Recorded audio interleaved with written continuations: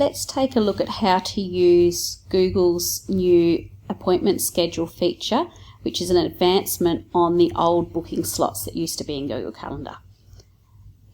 So to create a schedule, all you have to do is click on your calendar in a spot where you'd like the schedule to start. So let's say on Tuesdays from 9 AM. And you'll see in your Google Workspace for Education account, you'll now have appointment schedule. And because I already have an appointment schedule set up, which is showing here on my Fridays, I can choose to either create a new appointment schedule or add to my existing. For this one, I'm going to create a new appointment schedule starting the week of the 12th of June. And I can choose what sort of support it would be if I press continue. Now this is where I choose how long I want my appointments to last.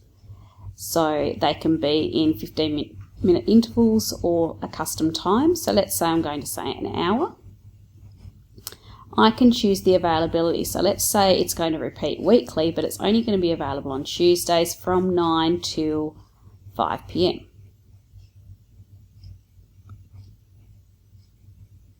And you'll see what's happening on the right hand side is it's showing how many slots that will create.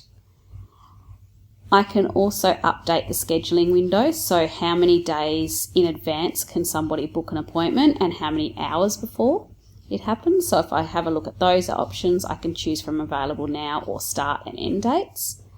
I can also adjust the maximum time in advance and the minimum time in advance someone can be booked.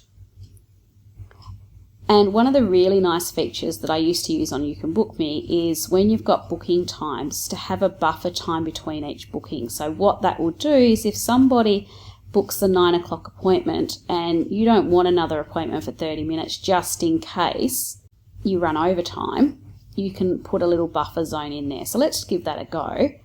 And you can see what that's done now. It's put a little buffer. So my first appointment is from 9 to 10, but then my next appointment is actually from 10:30 to 11:30 and so on. And you can choose, of course, how many maximum bookings you have during the day. Press next. You can add a schedule title, so it might be Google Training, for example.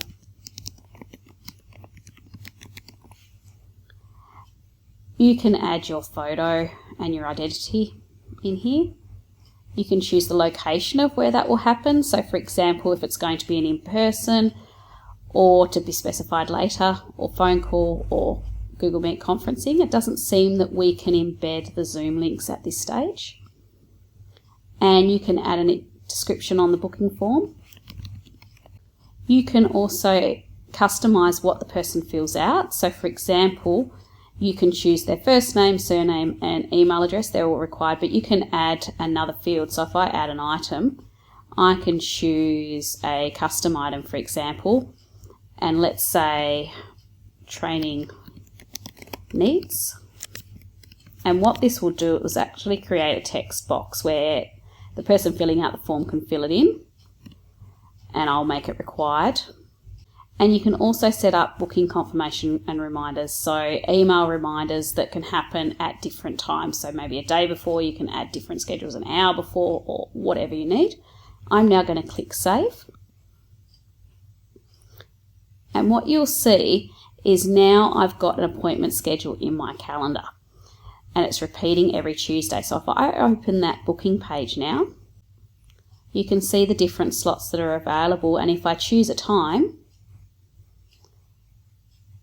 here Google is pre-filling my details here, but if you were doing this from not a Google account, you'd have to put in your first name and your last name and your email address, and then there's that text box to put in your training needs.